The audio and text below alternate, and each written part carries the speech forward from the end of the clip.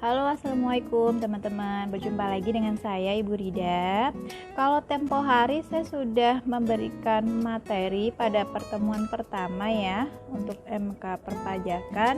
Hari ini saya jelaskan dulu. Ini saya masih punya utang ya sama teman-teman ya. Jadi saya belum jelaskan untuk silabus sama RPS-nya.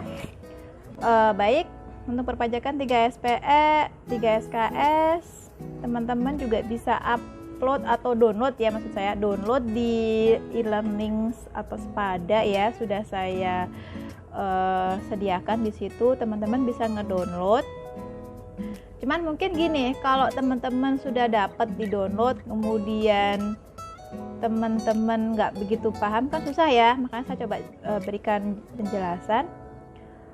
Untuk perpajakan, mata kuliah ini merupakan mata kuliah lanjutan dari mata kuliah wajib pada program S1 akuntansi.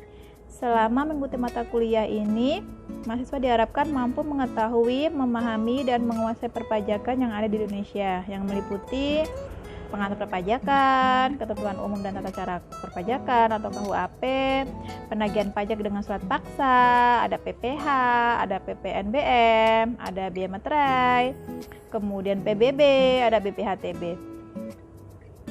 Untuk pelaksanaan kuliah, teman-teman, saya menggunakan blended learning ya, di mana blended learning itu sendiri merupakan kombinasi dari sistem daring sekaligus tatap muka.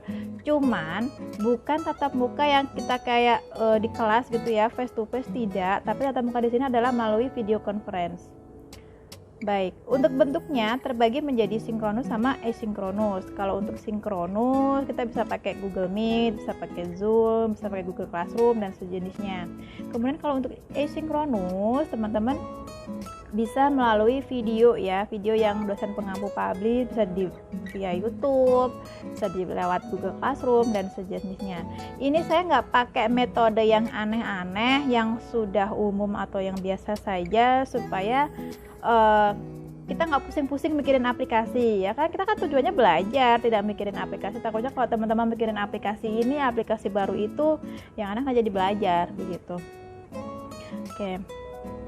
Dalam proses pembelajaran, dosen dan mahasiswa memiliki peranan penting. Adapun model pengajaran, saya menggunakan mixed center learning ya. Ini juga merupakan kombinasi nih teman-teman, dari lecture center learning sama student center learning, sehingga baik dosen maupun mahasiswa keduanya aktif pada proses belajar mengajar. Bentuknya bisa macam-macam ya, bisa dalam bentuk diskusi, presentasi, tanya jawab. Kemudian untuk tugas, saya menggunakan pendekatan inquiry, yaitu pendekatan penugasan ya. Bentuknya juga bisa macam-macam, bisa bentuk makalah, bisa bentuk term paper, bisa kuis, bisa latihan soal maupun tugas lainnya. Untuk evaluasi akhir kita ada UTS sama UAS ya. Adapun referensi buku yang saya pakai untuk MK perpajakan ini menggunakan Mardiasmo 2019 ya. Edisinya juga bukan edisi 1, edisi 2 tidak, tapi tertera di buku itu edisinya edisi 12 gitu, 2019 begitu tulisannya. Penerbitnya Andi, Yogyakarta. Oke. Mata kuliah perpajakan ini teman-teman memiliki bobot 3 SKS ya, merupakan mata kuliah wajib atau umum. Kemudian untuk persyaratnya, syarat untuk lulus MK untuk bisa mengambil mata kuliah perpajakan adalah AKM 1. Jadi teman-teman harus sudah lulus AKM 1 ya. Oke. Untuk tujuannya, selesai mengikuti mata kuliah ini, mahasiswa atau mahasiswi diharapkan mampu mengetahui, memahami dan menguasai dasar perpajakan, dapat mengidentifikasi pajak negara dan pajak daerah, memahami dan menguasai ketentuan umum dan tata cara perpajakan, dapat membedakan jenis-jenis formulir SPT, memahami dan menguasai penagihan pajak dengan surat paksa, memahami dan menguasai pajak penghasilan yang meliputi ada PPh ya. PPh jenisnya banyak. Ada PPh pasal 21, 22, 23, 24, 25, 26 serta final pasal 4 ayat 2. Kemudian memahami dan menguasai PPN ya. PPN ada PPNBM juga. Kemudian mampu mengetahui atau memahami juga serta menguasai biaya materai, ada PBB serta BPHTB. Deskripsi mata kuliahnya sama teman-teman ya, dengan tujuan atau LO-nya yang di atas tadi. Untuk pendekatannya kita menggunakan blended learning ya, tadi sudah saya jelaskan. Untuk evaluasi teman-teman sudah tahu. Untuk EKT 1 dan EKT 2 kita ada 25% ya. Untuk UTS 25%, UAS 50%, kemudian untuk kehadiran 75%. Jadi teman-teman boleh tidak hadir selama 4 kali. Misalkan Bu, saya mau jalan-jalan dulu nih Bu ke puncak, boleh, silahkan. Jadi teman-teman memiliki hak 25%, boleh tidak hadir. Untuk rincian materi perkuliahan teman-teman, di sini sudah ada ya di silabus, teman-teman juga bisa lihat. Bedanya silabus dengan RPS, kalau silabus dia merupakan summary ya, summary, tapi untuk detailnya dia ada di RPS. Oke, saya bacakan singkat saja ya untuk silabusnya. Pertemuan pertama kita ada dasar-dasar perpajakan, kemudian KUHP ya yang tempo hari kita sudah bahas. Kemudian yang untuk pertemuan kedua kita ada penagihan pajak dengan surat paksa. Kemudian yang ketiga ada pajak penghasilan umum disertai BUT dan penyusutan amortisasi dan reevaluasi. Di pertemuan keempat kita ada PPh pasal 21. Pertemuan 5 kita ada EKT 1. Di 6 kita ada PPh pasal 22. Di 7 kita ada PPh pasal 23. Di 8 kita ada UTS. 9 kita ada PPh pasal 24. Berikutnya PPh pasal 25 ada tambahannya adalah pembayaran pajak penghasilan bagi orang pribadi yang bertolak ke luar negeri. Di pertemuan 11 kita ada PPh pasal 26, di pertemuan 12 kita ada PPh pasal 4 ayat 2 ya. Ini sifatnya final ya teman-teman ya. Kemudian di 13 kita ada EKT 2, di 14 kita ada PPN sama PPNBM, ada biaya materai. Di 15 ada PBB ya, kemudian BPHTB, dan yang terakhir kita ada ujian akhir semester. Untuk daftar referensi buku sudah ada di situ ya, ada buku utama dan buku referensi. Misalkan teman-teman memiliki buku referensi selain yang saya sebutkan di sini, boleh, nggak ada masalah ya. Teman-teman selain buku Pak Mardiasmo juga teman-teman bisa memakai buku Cipta Resmi, Waluyo, Abdul Halim dan seterusnya, boleh. Semua buku bagus ya teman-teman ya, jadi bisa dipakai selama masih ada hubungan atau dia relate dengan MK yang saya ajarkan. Baik, ini untuk silabusnya ya teman-teman. Saya coba back ke RPS. Kalau yang tadi di silabus itu hanya berupa summary, nah sekarang detailnya nih teman-teman, detail tiap pertemuan ya. Ini RPS-nya. Oke, ini sama untuk identitas mata kuliah, deskripsinya juga sama. Nah kalau untuk CPPS nih teman-teman ya, capaian pembelajaran program studi, ini saya rujuk dari capaian pembelajaran pada kurikulum prodi akuntansi. Jadi saya tinggal mengadopsi mana sekiranya yang sesuai dengan MK yang saya ambil ya. Kalau misalkan yang perpajakan berarti saya adopsi untuk CPPS prodi yang sesuai dengan MK perpajakan. Terdiri dari sikap, nanti teman-teman bisa baca sendiri ya. Ada sikap, ada pengetahuan, ada keterampilan umum, ada keterampilan khusus. Nah, yang perlu teman-teman perhatikan ada di CPM ya, atau capaian pembelajaran mata kuliah.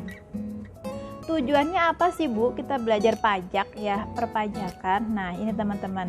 Pertama, kita harus mampu, atau teman-teman sebagai mahasiswa atau mahasiswi harus mampu memahami, mengetahui, memahami dan menguasai dasar-dasar perpajakan, dapat membedakan maupun mengidentifikasi ya pajak daerah maupun pajak negara, kemudian memahami dan menguasai ketentuan umum dan tata cara perpajakan, dapat membedakan jenis-jenis formulir SPT, memahami dan menguasai penagihan pajak dengan surat paksa, memahami dan menguasai pajak penghasilan yang meliputi pajak PPh pasal 21, 22, 23, 24, pasal 25, pasal 26 serta pasal 4 ayat 2. memahami dan menguasai PPN serta PPNBM. Kemudian yang terakhir, mampu menguasai biaya materai, PBB serta BPHTB.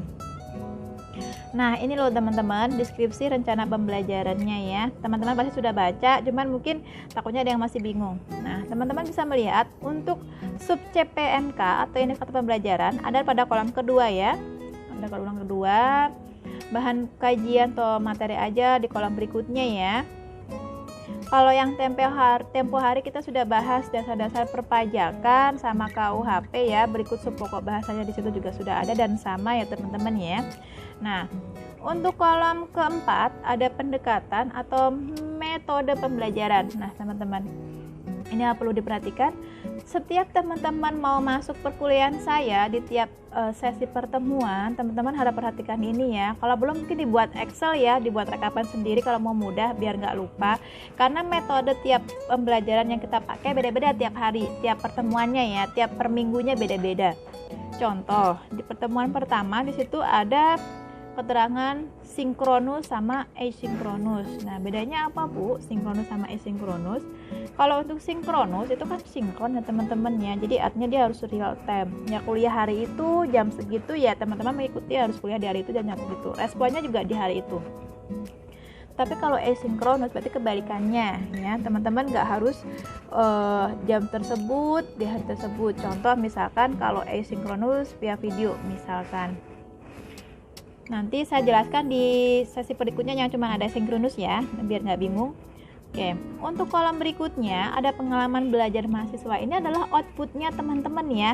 Di setiap sesi pertemuannya apa? Misalkan di pertemuan pertama, ada kesempatan proses belajar mengajar, kemudian menyimak video karena dia ada asinkronusnya, kemudian memperoleh ilmu dan wawasan tentang topik yang dibahas pada P1 atau pertemuan ke-1 atau TM ke-1 itu sama ya, atau minggu ke-1 itu sama teman-teman. Untuk tugas dan kriteria penilaian di situ tidak ada ya teman-teman ya, makanya strip. Nah, kemudian masuk coba di pertemuan kedua. Nah, di situ contoh pembelajaran atau metodenya adalah menggunakan asinkronus video. Ini artinya apa? Teman-teman menyesuaikan ya. Karena dia tidak ada sinkronus berarti teman-teman juga nggak pakai sinkronus berarti kalau asinkronus ya asinkronus gitu kan. Dosennya bilang di situ ada asinkronus via video. Artinya apa? Berarti dosen pengampunya atau saya berarti akan mengupload video. Videonya di mana? Bisa di YouTube, bisa di Google Classroom ya. Nah, di situ ada keterangan, ada tugasnya apa tuh? Yang pulpen warna biru ya. Nah, di situ ada teman-teman menemukan kata kunci dan membuat kesimpulan dengan menulis pada kolom chat atau YouTube minimal 200 kata. Ini artinya teman-teman asinkronusnya via YouTube ya. Karena itu ada komennya di YouTube berarti via YouTube. Tinggal mengikuti saja ya. Misalkan pertemuan kita misalkan hari apa ya, misalkan di hari Selasa jam 8. Nah, teman-teman nggak harus buka di hari Selasa jam 8 tidak, tapi teman-teman bisa buka misalkan Bu, saya membuka jam 12 siang, boleh nggak? Boleh. Bu, saya komennya jam 3 sore, boleh. Itu nggak ada masalah karena metodenya adalah asinkronus ya, jadi nggak real time. Ibarat kalau real time itu kalau teman-teman transfer ke bank jam sekian, hari sekian, nanti penerima uangnya juga akan menerima di jam sekian, hari sekian, namanya real time.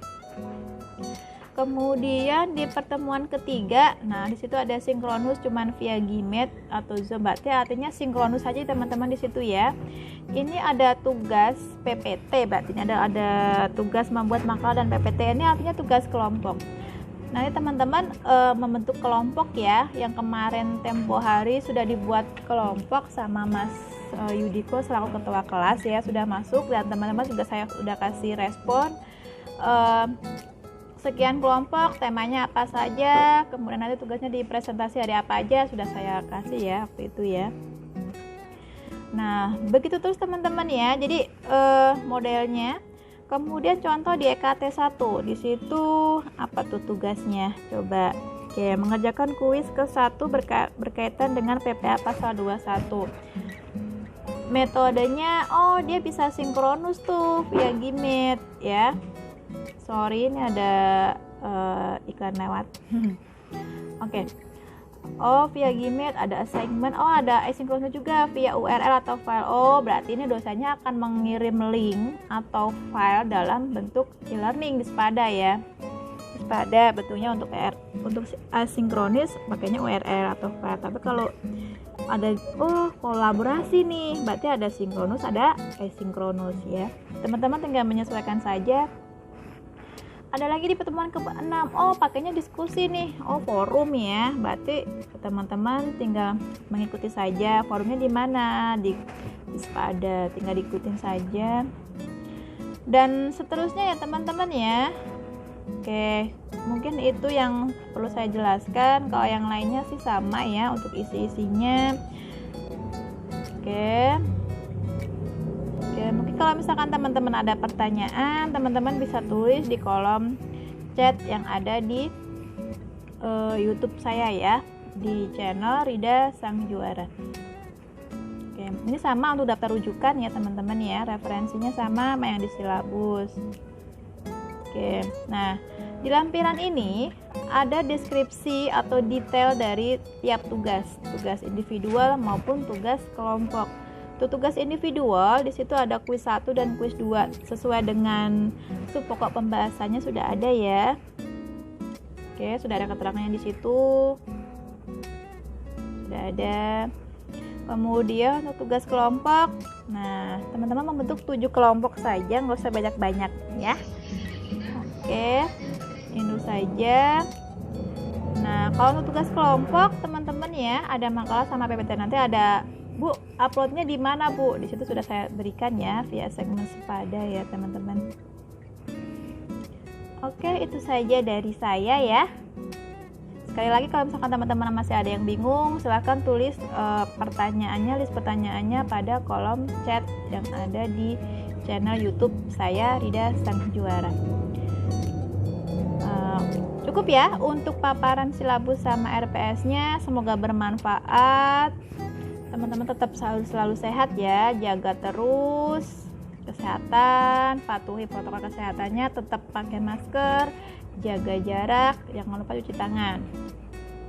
Oke, itu saja ya, saya tutup ya. Wabillahi taufiq wal hidayah. Wassalamualaikum warahmatullahi wabarakatuh.